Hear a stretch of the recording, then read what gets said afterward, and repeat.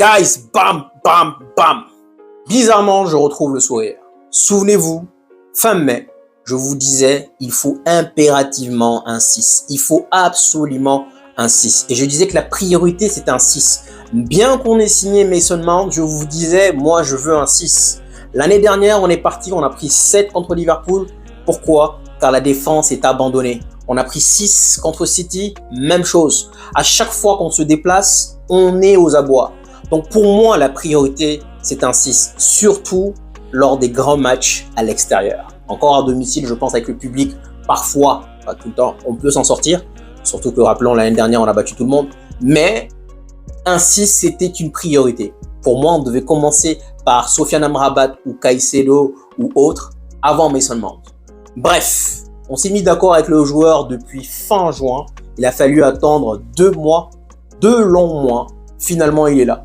Franchement, je salue cette recrue. Pour moi, je vous dirai, on va attendre de voir bien sûr comment les choses vont évoluer. Mais de suite, je vais vous dire que à cet instant précis, pour moi, c'est la meilleure recrue qu'on ait fait. Bien sûr, plus tard, je ferai une vidéo où je vais donner un jugement sur notre mercato. Mais à l'heure actuelle, je suis très content, très satisfait de la signature d'Amrabat.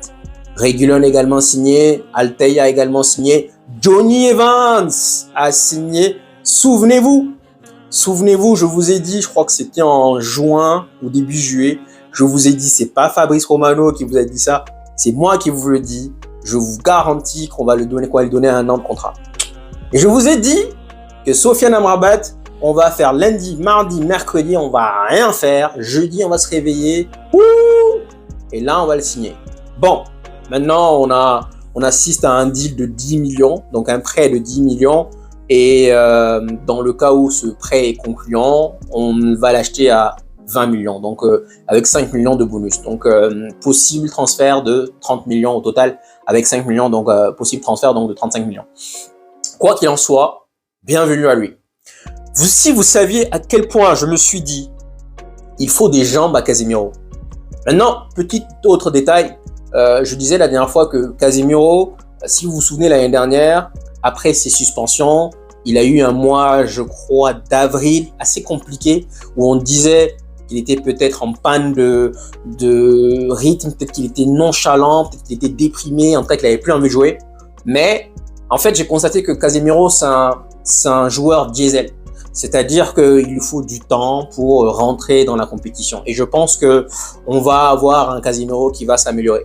Maintenant, la bonne nouvelle, c'est d'associer Amrabat à Casemiro. La question c'est, aujourd'hui pour l'instant, Mason Mount est blessé. Donc normalement, Eriksen avec son demi-cœur, normalement, on va avoir tout de suite, je ne sais pas si on pourra le voir contre Arsenal, mais ça m'étonnerait. Mais en tout cas, normalement, tout de suite, au retour contre Brighton, on devrait avoir un duo Casemiro Amrabat, ça serait pas mal. Avec Bruno à la baguette, ça va être magnifique.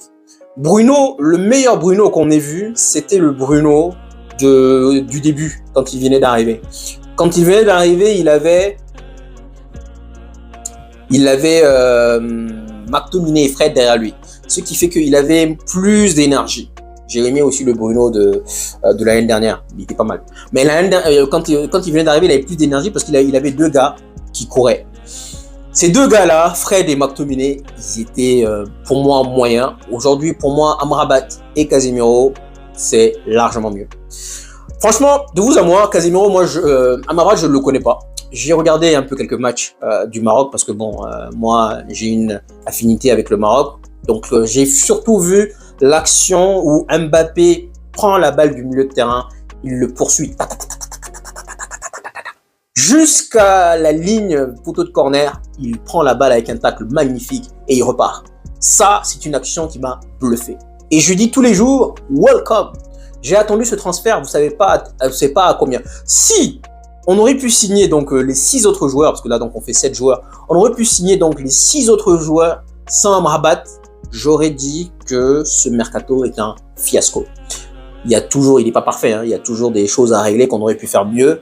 Mais aujourd'hui, pour moi, dans toutes les signatures qu'on a effectuées, Celle d'Amrabat, c'est celle qui me rend confiance, c'est celle qui me donne le sourire. Et bizarrement, ces derniers temps, j'étais un peu, ouais, vous voyez quoi, pas déprimé, mais presque. En tant que supporter mancunien, j'étais là. Ça veut pas dire que ça va changer les choses, mais je suis un peu plus confiant pour la saison. Et je dis donc welcome à Sofiane Amrabat. Maintenant, Reguilón, juste après je ferai la vidéo donc pour le prévu contre Arsenal. Reguilón devrait être normalement titulaire contre Arsenal. Encore un autre joueur, je ne le connais pas. Je crois que je l'ai pas vu jouer. Je l'ai vu juste mauvaise, le fait que il nous a un peu snobé. Il devait venir à Manchester à la dernière minute, il est parti à Tottenham. Bon, on m'a dit qu'il y avait Luke Shaw à Tottenham, il était garanti de jouer. Ouais, tout ça, ce sont des faits importants. On verra. On a même vu une photo là tout à l'heure où Garnacho a essayé de le dribbler, il lui a pris la balle. Bon, tant mieux. Moi, je connais pas le joueur, je connais pas sa valeur, mais bienvenue à lui. Tous les joueurs qui viennent à Manchester United, on les backup. Même si on va les critiquer, même si on ne les aime pas, on va les backup. Donc, bienvenue à toi également. Altay, j'ai vu une autre scène, une vidéo où il est en train de s'amuser avec Onana. Bienvenue à toi également. On a éjecté Derea, on a éjecté Henderson. On a ramené deux nouveaux gardiens, Onana, Altay. Apparemment, Altay, il est bon. On verra bien, mais il a juste eu un problème l'année dernière et les fans ont commencé à être remontés contre lui. Donc bon, on verra bien. Donc bienvenue également à lui et bienvenue à Evans. Evans, il y a quelques temps où les gars, nous avions une charnière Evans-Maguire à Leicester. Et aujourd'hui, on se retrouve avec Evans-Maguire à Manchester United. C'est juste pour vous donner un indice de l'ambition de nos dirigeants. Dès le début, je vous ai dit que ce gars-là, il allait signer. Je les connais par cœur. Je sais comment ils fonctionnent. Dès le début, je vous l'ai dit.